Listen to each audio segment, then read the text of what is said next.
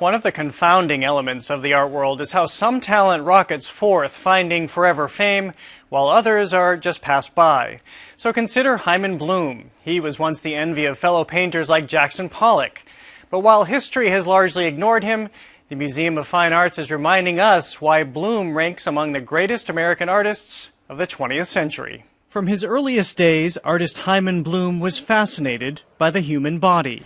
She is what an old woman's body is, and to celebrate that in paint is an unusual thing. From the moment his career began in earnest in the 1930s until his death in 2009, Bloom rendered the figure, from classical idealized forms in chalk to the unrelentingly visceral in paint. But Bloom's work, Museum of Fine Arts curator Erica Hirschler tells us, routinely went below the surface, for many, uncomfortably so. These are paintings that are violent. They're bodies that are wrenched open. In this particular one, you see the hands of the doctor and the knife that he's holding up. And so the subject matter is horrible and the painting is beautiful. And it's that paradox that I find really interesting. Hirschler is the curator of Matters of Life and Death, an exhibition of some 70 paintings and drawings, works in which she looks beyond age, death, and autopsies to find what Bloom saw. Bloom was an artist who found beauty in all kinds of things that other people wouldn't look at twice. For the color, for the shape, for the luminescence. And he also was an artist who believed that life is cyclical. And he saw these bodies as also generators of new life. Bloom and his family immigrated to the United States from Latvia in 1920. They settled in Boston, and as a teenager, Bloom took art classes at the MFA. He was an early, exceptional talent. He makes drawings of wrestlers and boxers. Those were sports his brothers were interested in. When Bloom died, the Boston Globe obituary said that the drawings were like a combination of Blake and Michelangelo. Following in the tradition of those artists, and famously Leonardo da Vinci, Bloom visited a morgue early in his career. It would inform his life's work. They all go to the morgue because that was the place where you could study human anatomy. Doctors and artists went at the same time to see how the body is formed, to see how the muscles work, to see what's underneath so that you can portray it properly. And Bloom was well aware of that tradition. It's becoming evident that he's probably one of the great American painters of the 20th century. And people are starting to mention him in the same, sort of at the same level as people like Jackson Pollock and de Kooning.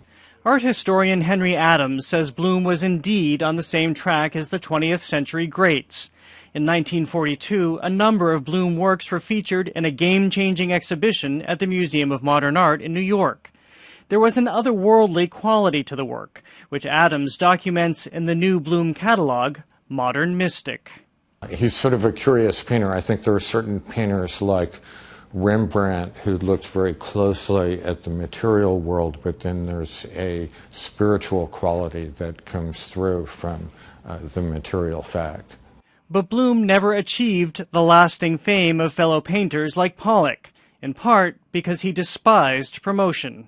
It's the tradition of the artist recluse, and it's going back to figures like Goya at the end of his life, or Winslow Homer, these people who have withdrawn from the public fray. People will write about him, and he say, so they wrote about me. What's the big deal? Stella Bloom is Hyman's widow. We spoke in their New Hampshire home in the studio he used in the last years of his life, when his canvases grew larger and larger, where he surrounded himself with shelves filled with art books, colorful pottery, and musical instruments. In all likelihood, Bloom wouldn't have wanted us here. On the few occasions guests were allowed into either of his two studios, they'd find all his paintings turned away from prying eyes. He just didn't want the influence of somebody saying, oh, that's finished. How would you assess when he decided a piece was finished? His pieces, as far as he was concerned, they were never finished. he would sell a picture, or the gallery would sell a picture, and then he would go back to a home that owned the painting, and he would sit there and do this. And then he'd say, I can change that left corner or the right corner. And of course, the owners that knew him said, no, no, no, no, you're not bringing oil and brushes here to change it. And that's why he never signed them. Stella says her husband lived to work, a canvas always on his easel, a sketchbook almost always at his side. And virtually all of his work was created from memory, bodies, forests, and Christmas trees that he would contemplate, sometimes for years. It's pretty extraordinary. And I think the essence of Bloom has to do with the fact that he's pulling things out of his imagination. So he's not just copying reality. Every pencil stroke, every brush stroke is a thought. This may be the beginning of Bloom's, well, re-bloom, as the art world reacquaints itself with one of its once rising stars. For Stella Bloom, it's a promise come true. The day he died, I promised him that somehow there will be a show and a book.